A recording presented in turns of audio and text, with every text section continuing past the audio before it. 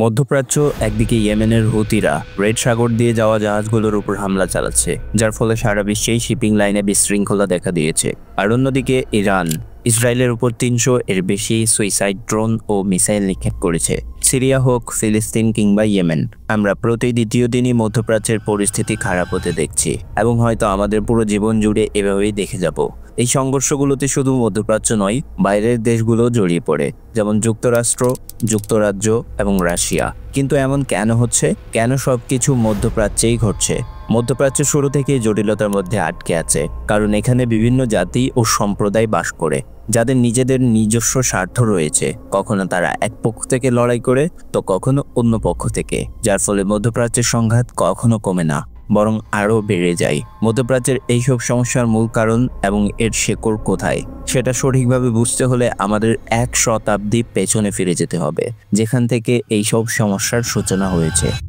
দর্শকবৃন্দ, এটা ছিল ২০ শতকের সূচনা, যখন মধ্যপ্রাচ্য সহ আজকের ইউরোপের বহু অংশ ছিল অটোমান সাম্রাজ্যের অধীনে, অর্থাৎ সালতানাতে ওসমানিয়া এর নিয়ন্ত্রণে ছিল এই পুরো অঞ্চল। ৬০০ বছর শাসন করার পর মুসলমানরা অনেকটা দুর্বল হয়ে পড়ে এবং তাদের ভেতরেই ধীরে ধীরে বিভেদ ও সংঘর্ষ শুরু হয়। অটোমান সাম্রাজ্যে মুসলমানদের পাশাপাশি অন্যান্য ধর্মাবলম্বী লোকজনও তাদের নিজ নিজ অঞ্চল বা প্রদেশে বসবাস করত।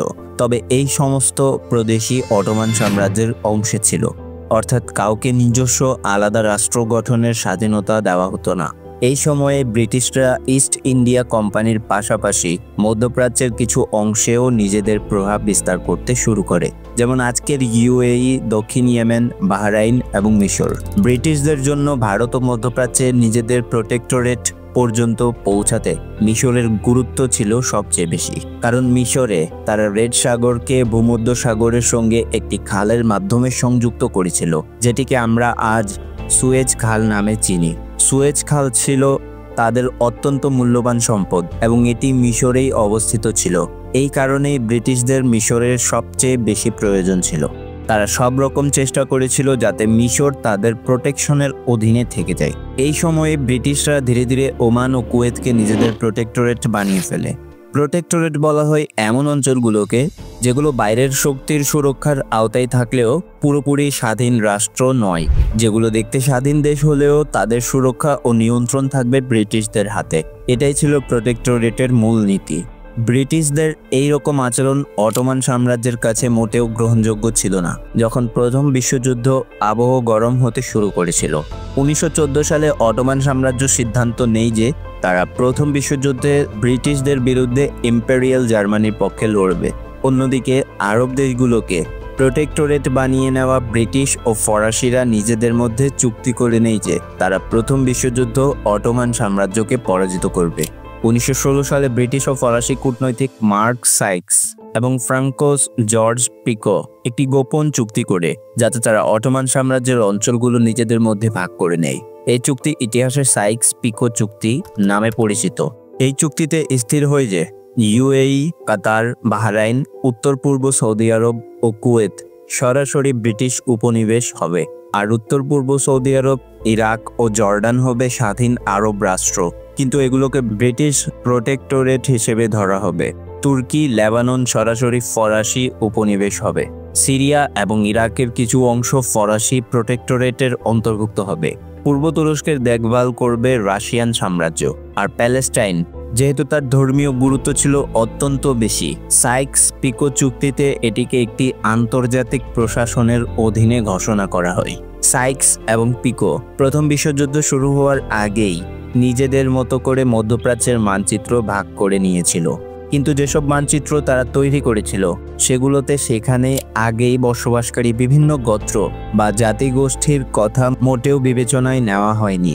আসলে অটোমান সাম্রাজ্য এই অঞ্চলগুলোকে বিভিন্ন প্রদেশে ভাগ করে রেখেছিল, যেখানে বসবাসকারী গোত্রগুলো ভিন্ন ভিন্ন ধর্ম অনুসরণ করলেও তাদের জীবনধারা ছিল আলাদা, কিন্তু তারা সবাই অটোমান সাম্রাজ্যের ছায়াতলে বাস করত এবং কাউকে নিজস্ব আলাদা রাষ্ট্র গঠনের অনুমতি দেওয়া হতো না। এই প্রদেশগুলোতে যেখানে বিভিন্ন গোত্র ও সম্প্রদায় বাস করত, সেখানে ব্রিটিশ ও ফরাসিরা নিজেদের মতো করে সীমা ও শাসন ব্যবস্থা চাপিয়ে দিয়ে এক বিশাল ভুল করেছিল। এর পরিণতিতে অঞ্চলটি আরও জটিল ও সংঘাতপূর্ণ হয়ে উঠতে থাকে। প্রথম বিশ্বযুদ্ধের আগে ব্রিটিশরা আরবদের সঙ্গে প্রতিশ্রুতি দেওয়া শুরু করে। আরবদের বলা হয় যে যদি তারা প্রথম বিশ্বযুদ্ধে অটোমানদের বিরুদ্ধে ব্রিটিশদের পাশে দাঁড়ায় তাহলে তাদের একটি আলাদা এবং স্বাধীন রাষ্ট্র দেওয়া হবে। সেই সময় বিশ্বজুড়ে ইহুদিদের কেউই ঠিকভাবে গ্রহণ করত না, তাই তাদের সঙ্গে এই প্রতিশ্রুতি করা হয় যে যদি মিত্রপক্ষ প্রথম বিশ্বযুদ্ধে জয় লাভ করে তাহলে প্যালেস্টাইনে তাদের নিজস্ব একটি রাষ্ট্র গঠনের অধিকার দেওয়া হবে। প্রথম বিশ্বযুদ্ধে জয় লাভের জন্য মিত্রপক্ষদের সবচেয়ে বেশি প্রয়োজন ছিল তেল। ব্রিটিশরা প্রথম 1908 সালে ইরানে তেলের সন্ধান পায়, কিন্তু সেটা পর্যাপ্ত ছিল না। যুদ্ধে ট্যাঙ্ক, বিমান, যানবাহন ও অন্যান্য যন্ত্রপাতির জন্য বিপুল পরিমাণ তেলের প্রয়োজন ছিল।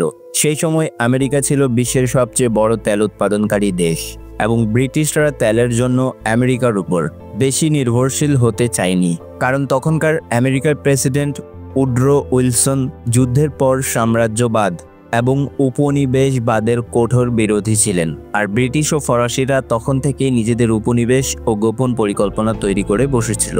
সুতরাং তেল কেনার জন্য আমেরিকা ব্রিটিশদের জন্য নির্ভরযোগ্য বিকল্প ছিল না। তাই তারা মধ্যপ্রাচ্যে ইরানের কাছাকাছি নিজেদের প্রভাব আরও বাড়িয়ে নেয়, কারণ সেখানে তারা মনে করেছিল তেলের বিশাল সম্ভাবনা আছে।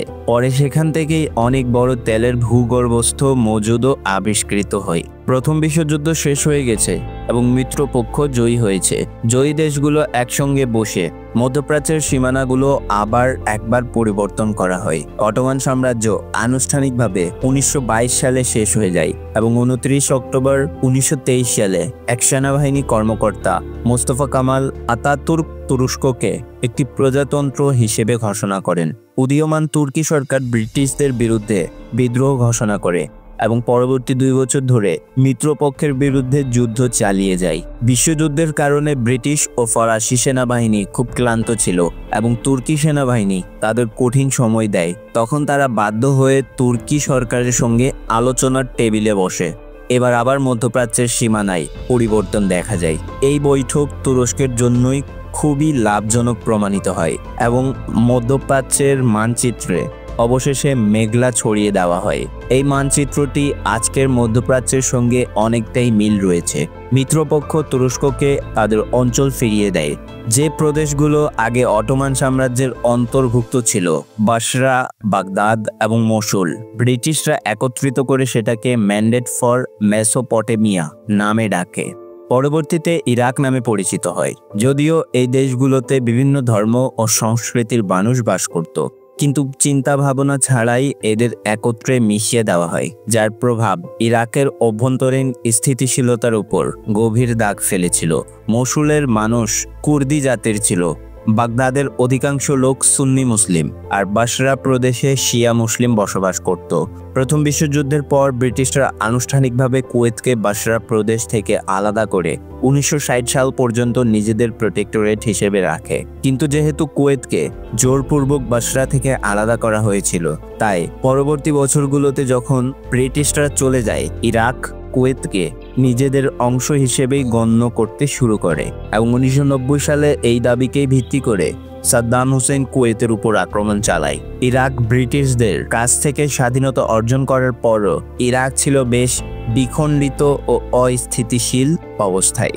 কুর্দি, সুন্নি এবং শিয়া এই 3 সম্প্রদায়ের মধ্যে পারস্পরিক দ্বন্দ্ব আর তার সঙ্গে কুয়েতকে পুনরায় ফিরে পাওয়ার দাবি, এই সব কিছুই ইরাক ও কুয়েতের মধ্যে গভীর উত্তেজনার কারণ হয়ে দাঁড়ায়। এ ধরনেরই কিছু ভুল লেবাননকে খ্রিস্টান সংখ্যাগরিষ্ঠতার ভিত্তিতে স্বাধীনতা দেওয়া হয়, যদিও সেখানে সুন্নি ও শিয়া আরবরাও প্রচুর সংখ্যায় বসবাস করত।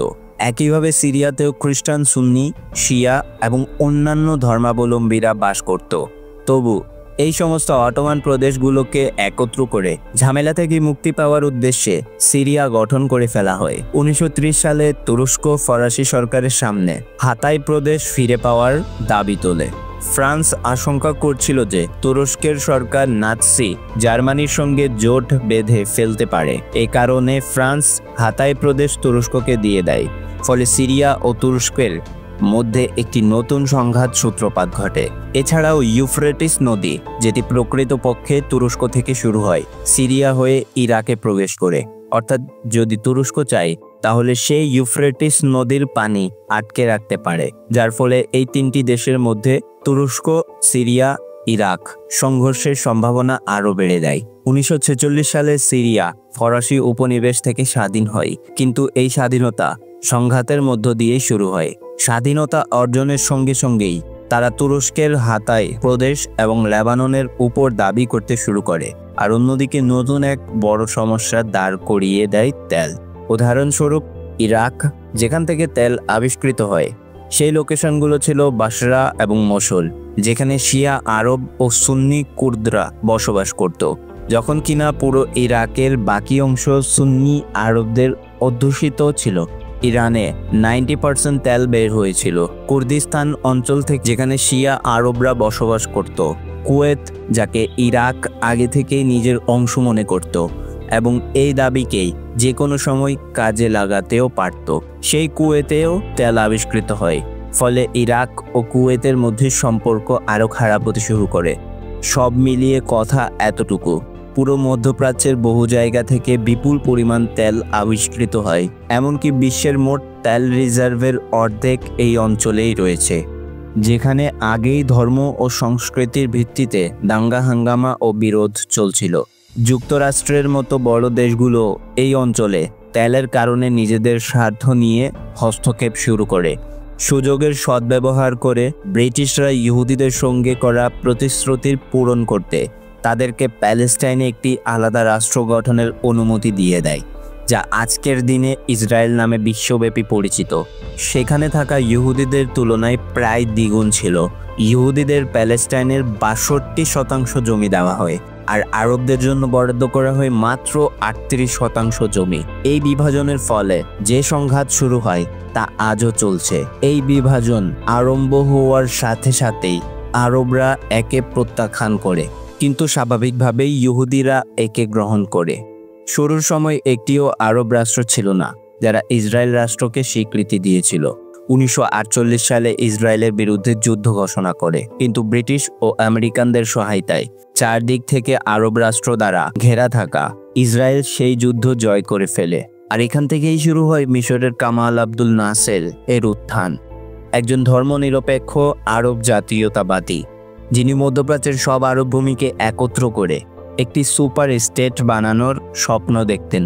এই সুপার স্টেট মধ্যপ্রাচ্যের তেলকেই একটি শক্তিশালী অস্ত্র হিসেবে ব্যবহার করবে। নাসের বুঝে গিয়েছিলেন যে বাইরের শক্তিগুলো, যেমন পশ্চিমা দেশ, তাদেরই তেল ব্যবহার করে তাদেরকে নিজেদের ইচ্ছেমতো চালাচ্ছে। তাই তার প্রশ্ন ছিল আমেরিকা ও ইসরায়েলের বিরুদ্ধে সেই তেল ব্যবহার না করা উচিত। 1958 সালে কামাল আব্দুল নাসের ক্ষমতায় আসেন এবং তিনি আমেরিকা, ইসরায়েল ও তাদের সমর্থক সৌদি ও কুয়েতের রাজতন্ত্রের বিরুদ্ধে সমস্ত আরব রাষ্ট্রগুলোকে একত্র করতে শুরু করেন। সবার আগে নাসের সুয়েজ খালের উপর ব্রিটিশ ও ফরাসিদের মালিকানা বাতিল করে দেন। এই সিদ্ধান্তের জবাবে ব্রিটেন, ফ্রান্স ও ইসরায়েল যৌথভাবে সামরিক হামলা চালায় নাসেরের বিরুদ্ধে, কিন্তু মিশর এই যুদ্ধ জিতে যায় এবং সুয়েজ খালকে স্বাধীন করে তুলতে সফল হয়। এরপর কামাল আব্দুল নাসেরের প্রতি পুরো মধ্যপ্রাচ্যে ব্যাপক জনপ্রিয়তা ও সম্মান তৈরি হয়। তবে কিছু আরব রাষ্ট্র ছিল যারা নাসেরের এই সাফল্য হুমকি অনুভব করছিল, যেমন সৌদি আরব, কুয়েত, জর্ডান ও ইম্পেরিয়াল ইরান। এরা সবাই নাসেরের এই বিপ্লবকে সেখানেই থামিয়ে দিতে চেয়েছিল, কারণ তাদের আশঙ্কা ছিল যদি এই বিপ্লব তাদের রাষ্ট্রগুলোতেও পৌঁছে যায় তাহলে তাদের রাজত্ব শেষ হয়ে যাবে।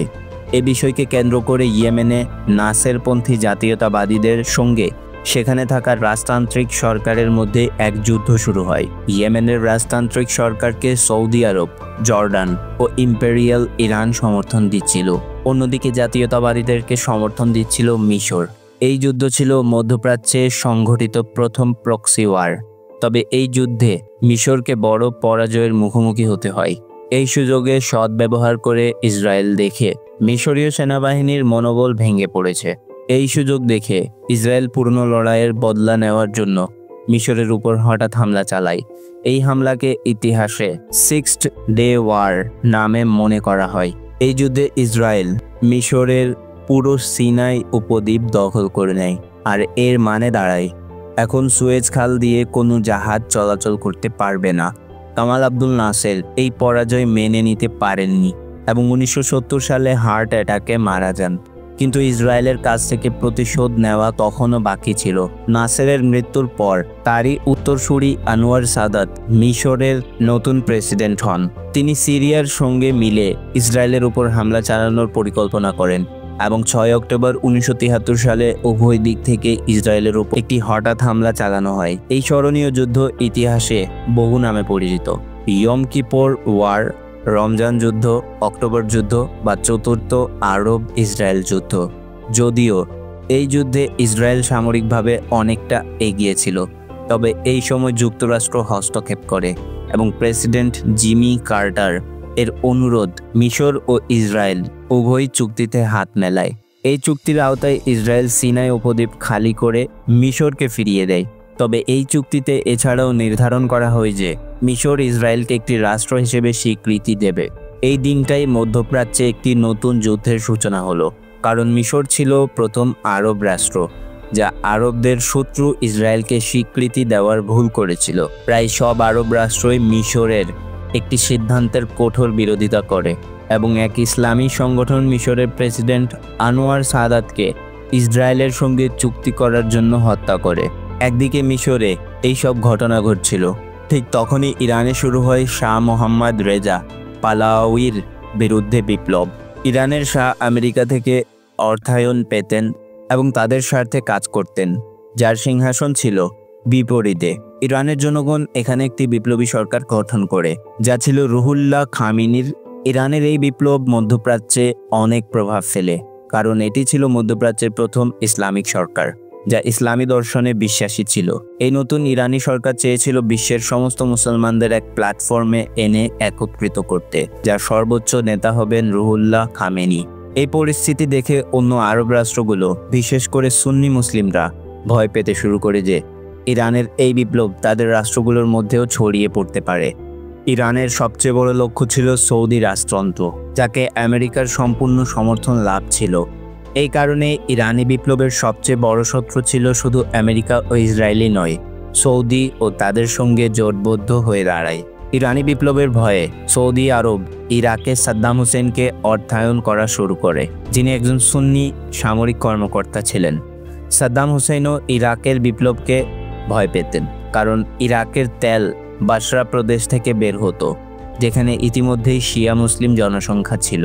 কুয়েত ও সৌদির সমর্থনে সাদ্দাম হোসেন 1980 সালে ইরানের বিপ্লবের বিরুদ্ধে আরব জাতীয়তাবাদের আওয়াজ তোলেন এবং ইরানের উপর আক্রমণ চালান। সাদ্দাম হোসেন ইরানের কুর্দিস্তান প্রদেশে দখল করে নেয়, যেখান থেকে ইরানের 90% তেল উত্তোলিত হতো।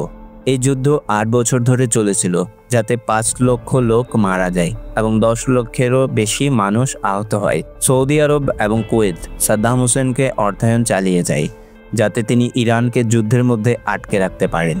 তবে সৌদির আরেকটি বড় ভয় ছিল ইরান থেকে বাহরাইনের কথা যদি বলা হয়, সেখানে শিয়া জনসংখ্যা বেশি কিন্তু শাসকরা সুন্নি, আর বাহরাইনের অবস্থান সৌদির তেল ক্ষেত্রের খুব কাছাকাছি। ইরান যেটি ইতিমধ্যে বাহরাইনকে নিজেদের অংশ মনে করে, সৌদির জন্য বড় উদ্বেগ ছিল যে যদি বাহরাইনের শিয়া জনসংখ্যা সুন্নি শাসকের সিংহাসন উৎখাত করে, তাহলে সৌদি আরব ও ইরান সরাসরি মুখোমুখি হয়ে যাবে। এই কারণেই সৌদি আরব দীর্ঘদিন ধরে সাদ্দাম হোসেনকে সমর্থন করে এসেছে। 8 বছরের যুদ্ধের পর ইরান নিজেদের কুর্দিস্তান প্রদেশ ফেরত পেয়ে যায়, কিন্তু 1988 সালে ইরাক পুরনো কুয়েতের উপর নিজেদের দাবি আবার তুলে ধরে। সাদ্দাম হোসেন কুয়েতকে সরাসরি জানিয়ে দেয়, অথবা ইরানের বিরুদ্ধে লড়াইয়ের জন্য দেয়া অর্থ সাহায্য ভুলে যাও, অথবা কুয়েতকে ইরাকে মিশিয়ে ফেলো। কুয়েত যখন এই দাবিকে প্রত্যাখ্যান করে, তাহলে সাদ্দাম হোসেন পুরো কুয়েতের উপর আক্রমণ চালায়। এরপর সেখানে সমস্ত তেল ক্ষেত্রে দখল নেয়। এর ফলে ইরাকের তেল রিজার্ভ এতটাই বেড়ে যায় যে এখন বিশ্বের মোট তেল রিজার্ভের 20% একা ইরাকের কাছে ছিল। অনেক বছর কুয়েত থেকে অর্থ সাহায্য নেওয়া সত্ত্বেও সাদ্দাম হোসেন উল্টো কুয়েত দখল করে ফেলে। এই ঘটনা সৌদির জন্য বিপদ হয়ে দাঁড়ায়, কারণ তারা অনেক বছর ধরে ইরাককে অর্থায়ন করেছিল। সৌদির ভয় ছিল যে সাদ্দামের সেনাবাহিনী যে কোনো সময় তাদের তেল ক্ষেত্রের উপর আক্রমণ চালাতে পারে। সুতরাং এই সুযোগে সৌদি আরব তাদের আমেরিকা কার্ড ব্যবহার করে সাহায্য চায়।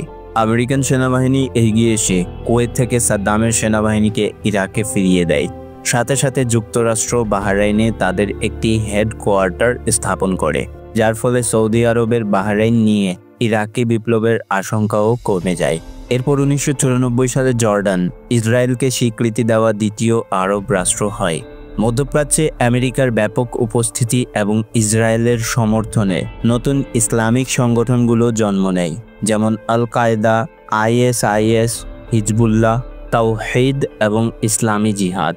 তাদের লক্ষ্য ছিল বিশ্বব্যাপী সমস্ত মুসলমানদেরকে আমেরিকা, ইসরায়েল এবং তাদের সমর্থকদের এক ছাতার নিচে নিয়ে আসাই ছিল মূল উদ্দেশ্য, যা আমেরিকা বিরোধী রাষ্ট্রগুলোর কাছ থেকে অর্থায়ন পেতে শুরু করে।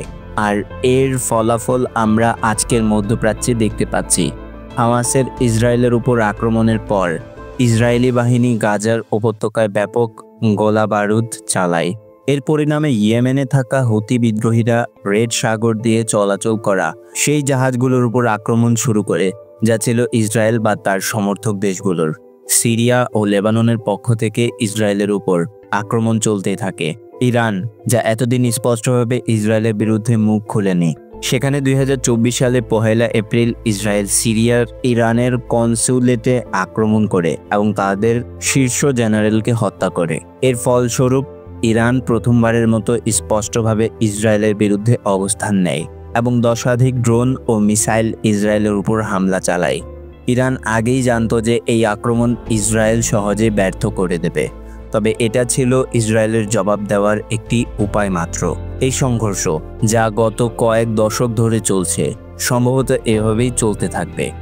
আরব বিশ্বের এই উত্তেজনা ও বিরোধের মূল কারণ আমার মতে এখানকার বাসিন্দাদের বিভিন্ন বিশ্বাসের মানুষ একসাথে বাস করছে। ব্রিটিশরা এখন আর এখানে নেই, কিন্তু এই যুদ্ধ এবং বিশৃঙ্খলা সম্ভবত এমনই চলতে থাকবে। আশা করছি Muin all in one YouTube চ্যানেলের এই ভিডিওটি আপনারা ভরপুর লাইক এবং শেয়ার করবেন। আপনাদের ভালোবাসায় ভরা কমেন্টের জন্য অসংখ্য ধন্যবাদ। দেখা হবে পরবর্তী কোনো চমৎকার ভিডিওতে।